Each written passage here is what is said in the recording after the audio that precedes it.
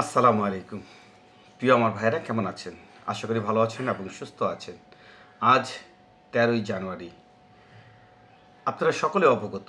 গতকালকে seasonal visa ২০২৬ সালের যে প্রথম ক্লিক ডে সেটা অনুষ্ঠিত হয়ে গিয়েছে এবং বাংলাদেশের হাজারো মানুষ এই সিজনাল ভিসার জন্য জমা দিয়েছে এবং সকলে বুক বেঁধে আশায় আছে এবং এর মধ্যে যারা সত্যিকারই জমা দিতে পেরেছে তাদের জন্য কিছু সুসংবাদ এবং কিছু অতিরিক্ত বা অতিরঞ্জিতভাবে আত্মবিশ্বাসী না হওয়ার জন্য কিছু বলবো এবং সেই সাথে ২০২৩ সালের একটি গুরুত্বপূর্ণ নিউজ আপনাদের জানাবো এবং তার আগে সর্বপ্রথম যেই জিনিসটা আপনাদের জানাবো আপনাদের বেশ কিছুদিন আগে আমি একটি ভিডিও দিয়েছিলাম, সেখানে আমি বলেছিলাম যে আমাদের এক ভাই ২০২৩ সালে পাসপোর্ট জমা দেওয়ার পর রিজেক্ট খেয়েছিল এবং পরবর্তীতে সে ট্রাইব্যুনালে মামলা করে সে কাগজ আবার নতুন করে তাকে অ্যাম্বাসি থেকে ফোন করে তাকে ডাকিয়ে নিয়ে তার পাসপোর্টটা জমা দেওয়া হয়েছিল।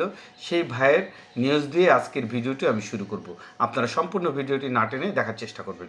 প্রিয় ভাইয়েরা, আজকে আলহামদুলিল্লাহ ওই ভাইটি ভিএফএস গ্লোবাল থেকে গতকালকে তাকে ফোন দেওয়া হয়েছিল এবং আজকে সে ভিএফএস গ্লোবালে গিয়েছে এবং সেখান থেকে সে ভিসা কালেক্ট করেছে এবং তার যেহেতু পূর্বেই তাকে রিজেক্ট দেওয়া হয়েছিল তাই তার কাছে কোনো রিসিট কপি ছিল না, ছিল শুধুমাত্র যে রিজেক্টের যে কাগজটা এবং তার পাসপোর্টের ফটোকপি নিয়ে উনি আজকে ভিএফএস গ্লোবালে গিয়েছে এবং ভিসা কালেকশন করে নিয়ে এসেছে।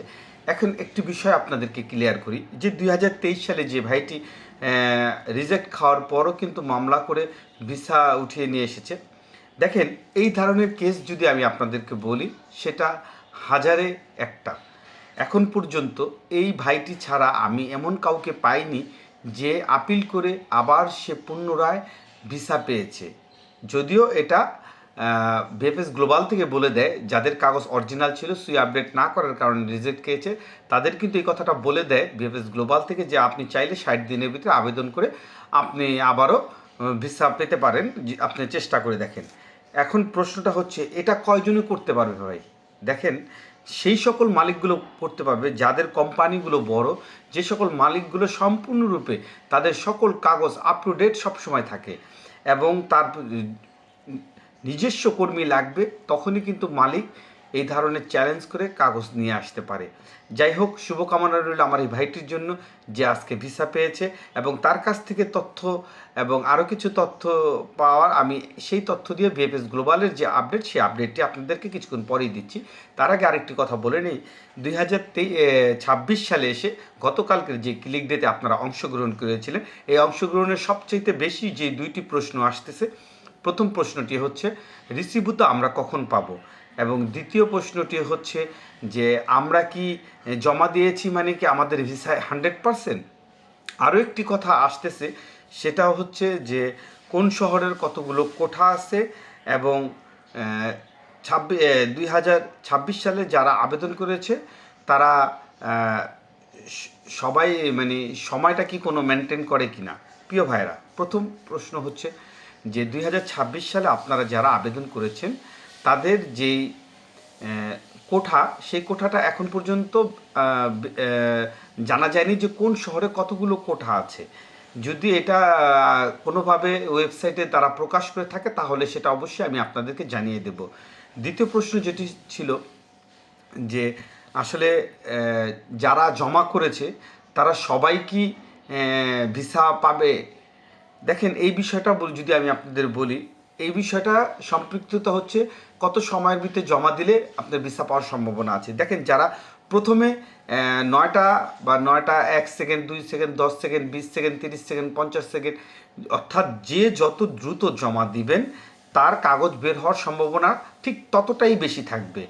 এবং আপনারা হয়তো একটা জিনিস জানেন যে ২০২৬ সাল এবং ২০২৫ সালের থেকে কিছুটা নিয়ম ভিন্নতা আছে। সেটা হচ্ছে আপনার যখন আবেদন করেছিলেন, আবেদনের পর কিন্তু আপনার মালিকের কাগজপত্রগুলো যাচাই বাছাই করা হয়েছিল।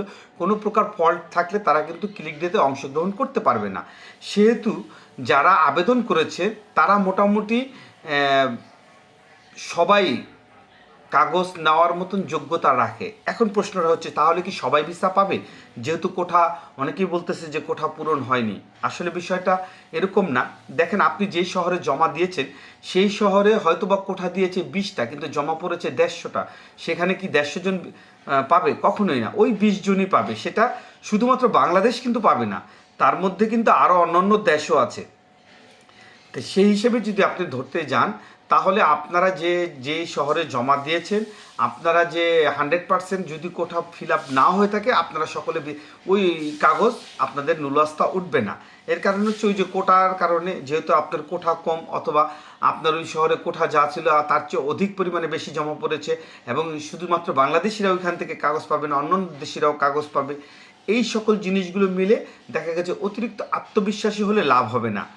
এবার আসেন, প্রশ্নটা হচ্ছে যে আপনারা রিসিভুতাটা কবে পাবেন? যেহেতু গতকালকে ক্লিক ডে হয়েছে, তাই রিসিভুতার বিষয়টা আমি এখন পর্যন্ত কাউকে দেখিনি যে রিসিভুতা হাতে পেয়েছে। তবে আশা করতেছি আজকের থেকেই অনেকে রিসিভুতা হাতে পেয়ে যাবেন।